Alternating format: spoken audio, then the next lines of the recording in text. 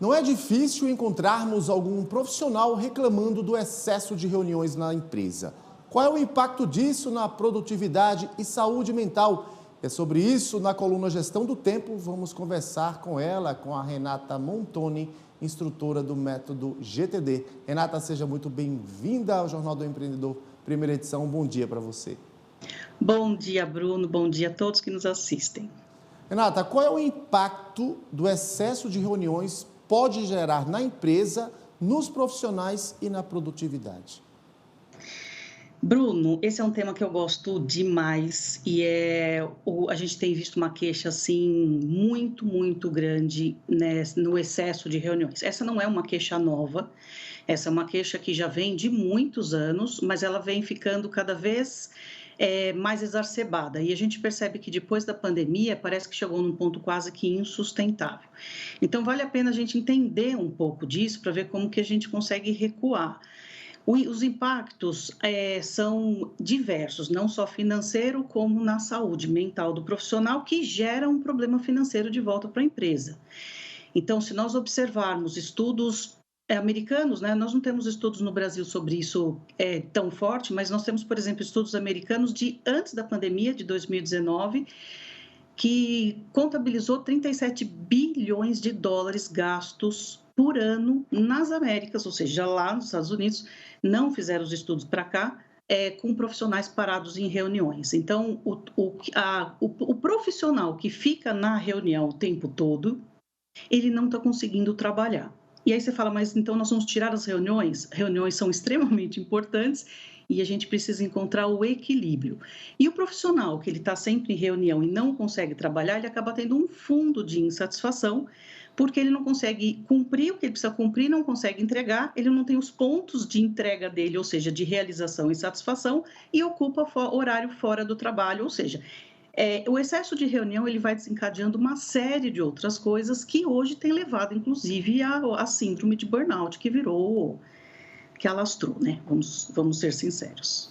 Então, Renata, reuniões produtivas e planejamento seria a solução, então.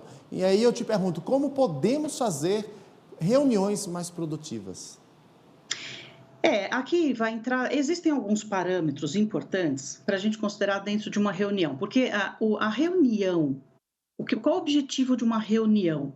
É juntarmos pensamentos, juntarmos visões, juntarmos ideias, alinharmos comunicação. Então, assim, reuniões, quando nós falamos de seres humanos, estamos trabalhando em conjunto com outras pessoas, reuniões são extremamente importantes.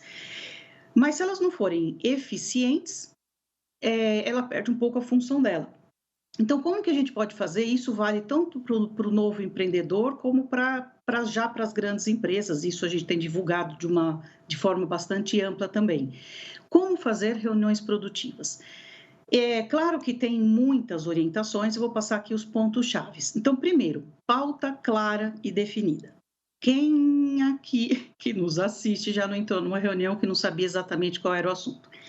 Então, se você não sabe qual é o assunto de uma reunião, como é que você pode se preparar? Mas muitas vezes ele nem foi divulgado. Então, pauta clara, divulgada com antecedência, para que a pessoa possa não só se preparar e levar. Quando a gente entra numa reunião que você sabe o que é, só de você saber o que é aquela reunião, a postura mental muda.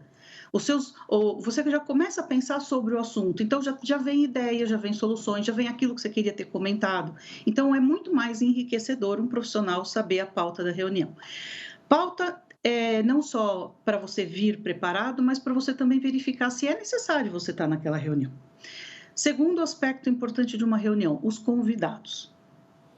O brasileiro costuma convidar todo mundo para as reuniões. O brasileiro ele tem esse jeito de colocar todos dentro de uma reunião. Mas quem aqui já não esteve numa reunião, que no meio da reunião você fala, eu não sei o que eu estou fazendo aqui? Pois é. Então, existiu a atenção daquele que te convidou, mas necessariamente você não era necessário, naquela reunião. Então, quando for gerar o convite, verificar realmente quem que precisa estar nessa reunião, porque precisa lembrar que aquele que veio para a reunião, ele não vai conseguir trabalhar em outras coisas. Então, existe um respeito da turma em querer ter todos, mas se esquece que está tirando alguém do trabalho, ou efetivamente do fazer alguma coisa. Então, precisa ter essa cautela. Como que aquela informação pode chegar no outro sem ele ter que parar naquela reunião? Terceiro, objetivos muito claros. Bruno, objetivos muito claros dentro da reunião. E divulgue isso no começo da reunião. Essa reunião, nós temos esse objetivo e busco esse resultado. Ou seja, foca no que se precisa para aquela reunião. O brasileiro é muito criativo, ele é considerado o profissional mais criativo, então é natural que nas nossas conversas saiam ramificações de ideias que vão gerando pensamentos paralelos. Quando a gente percebe o objetivo original da reunião, muitas vezes se dispersou, terminou o tempo e não conversamos o que tinha que conversar, abriram vários outros assuntos no meio. Então, uma definição clara no começo da reunião. Essa reunião é esse objetivo, além da pauta entregue. É a reunião esse objetivo e busco esse resultado. Então, foco total naquilo. Quarto, regras claras. Regras claras. Reunião deve começar no horário dela e terminar no horário dela.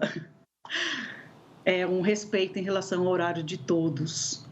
O brasileiro é muito comum, chega atrasado e termina depois. Mas isso vai degringolando o calendário de todos os outros profissionais, porque as pessoas encavalam as reuniões, sai de uma, tem que entrar na outra, né? Então, regra boa, celular. Pessoal, celular na reunião, faz a reunião estender. Existem empresas que os celulares ficam todos do lado de fora. A reunião ela é mais objetivada. Por último, dentro da reunião, ação clara, definida, qual o proprietário dessa ação, clara, quando que ele entrega e como que ele me divulga se foi feito. Não saiam das reuniões sem saber por que você entrou nela ou por que você está saindo dela sem nada. Então, final da reunião, checagem. Quais são as ações, quem ficou com a ação, quando que é entregue e como que é divulgado.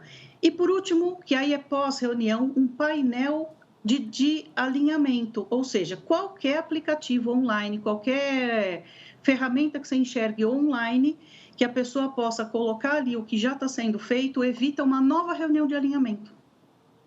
Então, Bruno, são poucos detalhes, na verdade são vários, mas são poucos detalhes super simples, que se forem aplicados, conseguem enxugar o tempo de uma reunião. Ou Esses seja, estudos Renata, americanos... Oi.